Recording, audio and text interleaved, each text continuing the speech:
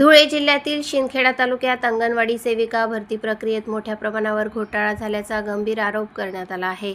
सन 2021 मध्ये झालेल्या या भरती प्रक्रियेत नियम डावलून नियुक्त्या करण्यात आल्याचा आरोप आहे। खोटे शिक्के व बनावट आदेश काढून भरती झाल्याचे पुरावे आल्याचे सांगण्यात येत आहे।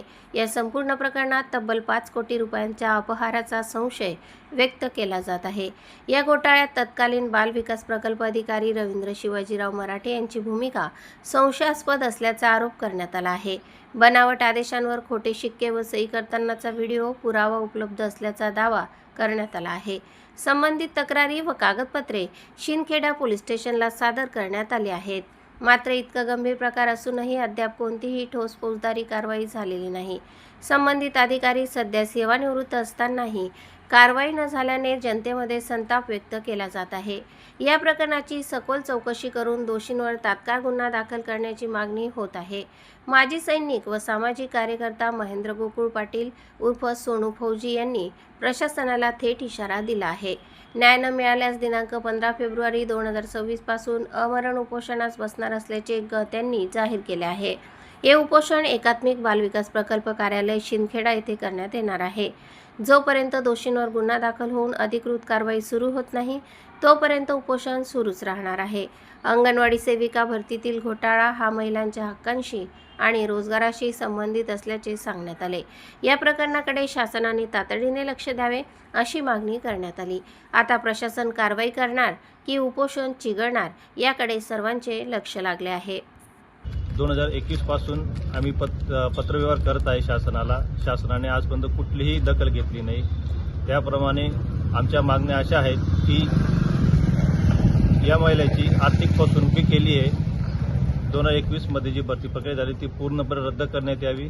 2026 प्रमाणे जी भरती प्रक्रिया आहे ती पूर्णपणे योग्य त्या रीतीने करण्यात यावी आणि संबंधित व्यक्तीवर रवींद्र मराठे निवृत्त अधिकारी याच्यावर कलमानुसार योग्य ती फौजदारी गुन्हा तात्काळ करण्यात यावा वर या महिलेला न्याय देण्यात यावा। गुलमोहर कॉलनी येथील नर्मदेश्वर महादेव मंदिराची स्थापना दिनांक 26 फेब्रुवारी 2024 रोजी करण्यात आली असून मंदिरात कपिलेश्वर महादेव मंदिराचे पीठाधीश 1008 आनंद तीर्थ महाराज यांच्या शुभ हस्ते विधिवत प्राणप्रतिष्ठा संपन्न झाली होती। या पवित्र मंदिरात यंदा महाशिवरात्री निमित्ताने दिवसभर भक्तिमय वातावरण अनुभवायला मिळाले। पहाटेपासून विविध धार्मिक व आध्यात्मिक कार्यक्रमांचे आयोजन करण्यात आले होते। पहाटे अभिषेक, मंत्रोच्चार, रुद्राभिषेक याने कार्यक्रमाची सुरुवात झाली।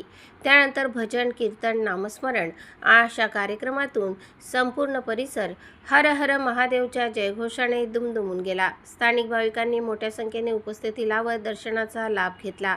महिला, पुरुष, युवक व बालकांचा उत्स्फूर्त सहभाग विशेष लक्षवेधी ठरला। संध्याकाळी भाविकांसाठी महाप्रसादाचे आयोजन करण्यात आले होते। या महाशिवरात्रीच्या निमित्ताने मंदिर परिसरात भक्ती, श्रद्धा व शिस्त यांचा सुंदर संगम पाहायला मिळाला। कार्यक्रम यशस्वी होण्यासाठी मंदिर समिती, स्वयंसेवक व स्थानिक नागरिकांनी विशेष परिश्रम घेतले।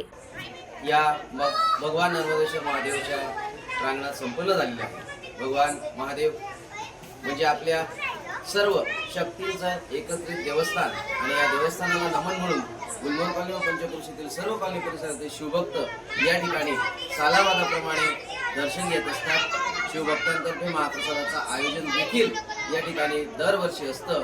महादेव मंदिराचं श्री नर्मदेश्वर महादेव मंदिर याचं 3रं वर्ष या ठिकाणी आज संपन्न झालेलं आहे आणि 3ऱ्या वर्षात अतिशय भक्तिभावाने एक शिवभक्तांच्या अनमोल अशा सहकार्याने आज आजला 3रं पुष्प या ठिकाणी संपन्न झालेलं आहे।